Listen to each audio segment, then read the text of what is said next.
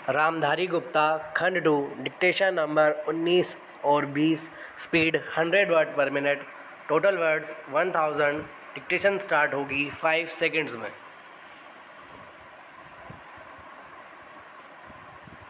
Dictation start. आदरणीय साथियों, भारत में पंचायती राज की मान्यता सदियों से रही है। पंचों में परमेश्वर वास करता है, ऐसी हमारी मान्यता रही है। वेदों में कहा है कि 5 व्यक्ति समर्पित रूप से मिलकर यज्ञ को पूर्ण करें। स्वर्गीय राष्ट्रपिता महात्मा गांधी जी की मान्यता थी कि भारत की आत्मा गांवों में बसती है। जब तक गांव स्वतंत्र नहीं होते, देश पूर्ण रूप से स्वतंत्र नहीं होगा। गांधी जी के अनुसार सच्चे लोकतंत्र का परिचालन केंद्र में बैठे 20 व्यक्तियों द्वारा नहीं कराया जा सकता है। इसका क्रियान्वयन प्रत्येक गांव के निवासियों के माध्यम से ही होना चाहिए। उनके अनुसार जन समर्थन प्राप्त पंचायतों को कोई भी कानूनी कार्य करने से नहीं रोक सकता। गांवों का प्रत्येक समूह या उस समूह के सदस्य अपनी पंचायत बना सकते हैं, चाहे भारत के अन्य गांवों में पंचायतें हो अथवा नहीं हो।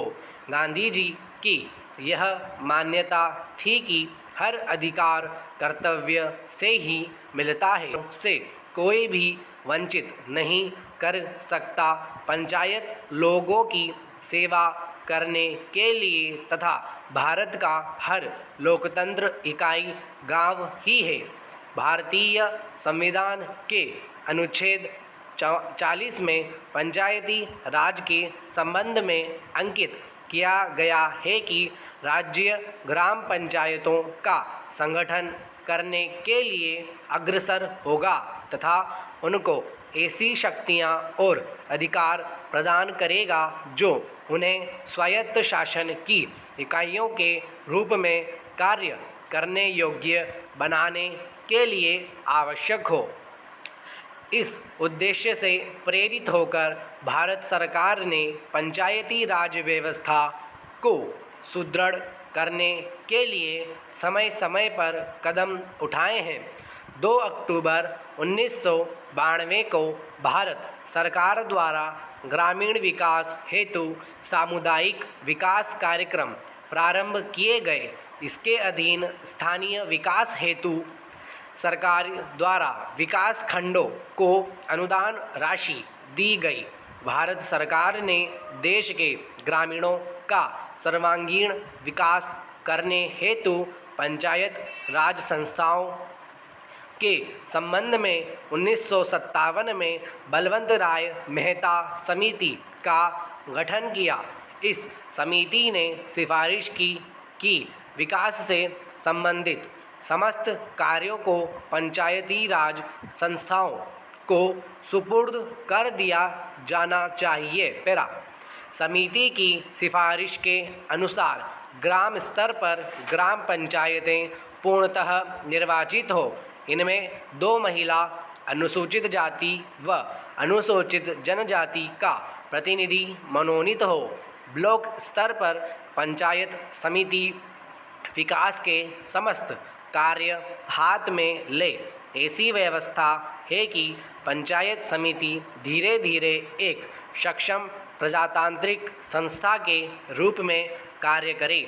जिला स्तर पर पंचायत समिति में समन्वय रखने हेतु प्रत्येक जिले में जिला परिषद का गठन हो तथा उसमें सांसद विधानसभा सदस्य भी सदस्य रहें।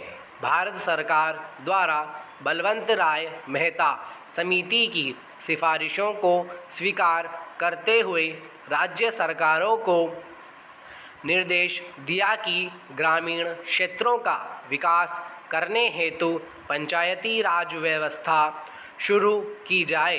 राजस्थान सरकार ने देश में सबसे पहले 2 अक्टूबर 1942 को नागौर में दीप प्रज्वलित कर त्रिस्तरीय पंचायती राज व्यवस्था आरंभ की। यद्यपि राज्य में ग्राम पंचायतें पहले से थीं, ब्लॉक स्तर पर पंचायत समिति व जिला स्तर पर जिला परिषदों का गठन किया गया। वर्ष 1960 में प्रथम चुनाव हुए। पेरा। आदरणीय साथियों, कई सरपंच निर्विरोध चुने गए। अनेक चुनाव के बाद जीतकर सरपंच बने। ग्राम पंचायतों के सरपंच ही पंचायत समितियों के सदस्य बने एवं उनमें से प्रधान व उपप्रधान अप्रत्यक्ष रूप से निर्वाचित होते रहे। सब पंचायत समितियों के प्रधान, सांसद व विधानसभा सदस्य जिला परिषद के सदस्य बनते रहे। उन्हीं में से जिला परिषदों के प्रमुख व उप प्रमुख चुने जाते रहे हैं। न केवल राजस्थान राज्य में ही अपितु देश के अधिकांश राज्यों में पंचायती राज व्यवस्था की स्थापना के आरंभ के वर्षों में इन संस्थाओं ने ग्रामीण विकास की दिशा में अच्छे परिणाम दिए, लेकिन कुछ वर्षों बाद किन्हीं कारणों की वजह से पंचायती राज संस्थाएं अपने सौंपे गए उत्तरदायित्व को सही ढंग से निष्पादित करने में असमर्थ दिखाई देने लगी, अर्थात ये संस्थाएं अपेक्षित परिणाम देने में असफल रही।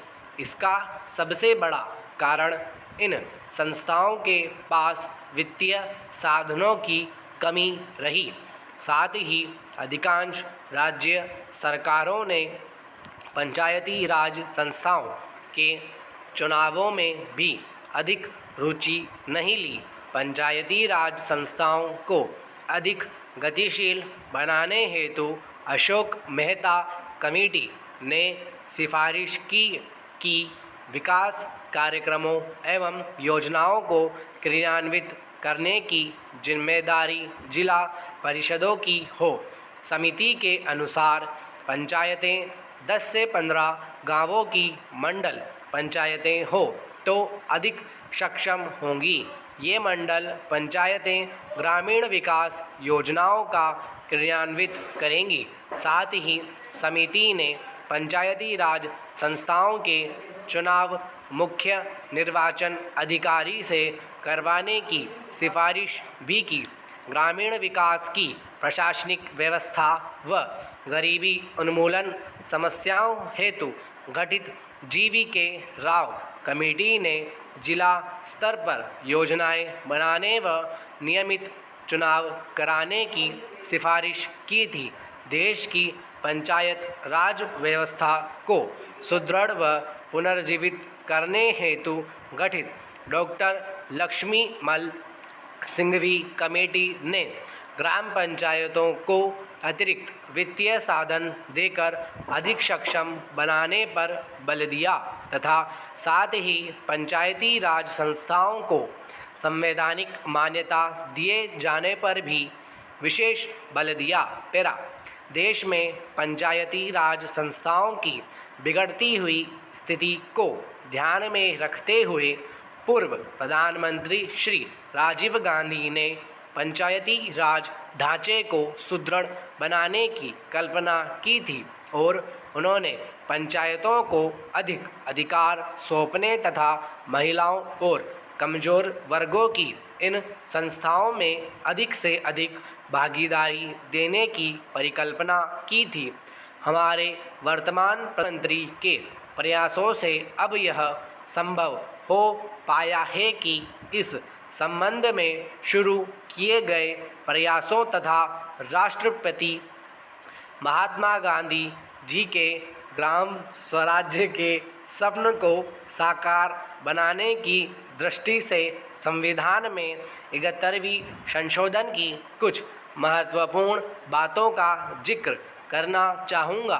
पंचायती राज संस्थाओं को प्रथम बार संवैधानिक दर्जा दिया गया। सभी राज्यों में पंचायती राज की त्रिस्तरीय पद्धति लागू की गई, लेकिन जिन राज्यों की जनसंख्या 20 लाख से कम है वहाँ बीच के स्तर की इकाई गठित करने की मर्जी राज्य सरकारों पर छोड़ी गई है। ग्राम सभा को वैधानिक दर्जा दिया गया। हर 5 वर्षों में अनिवार्य रूप से चुनाव होंगे। चुनावों की व्यवस्था एक स्वतंत्र चुनाव आयोग करवाएगा। स्टॉप।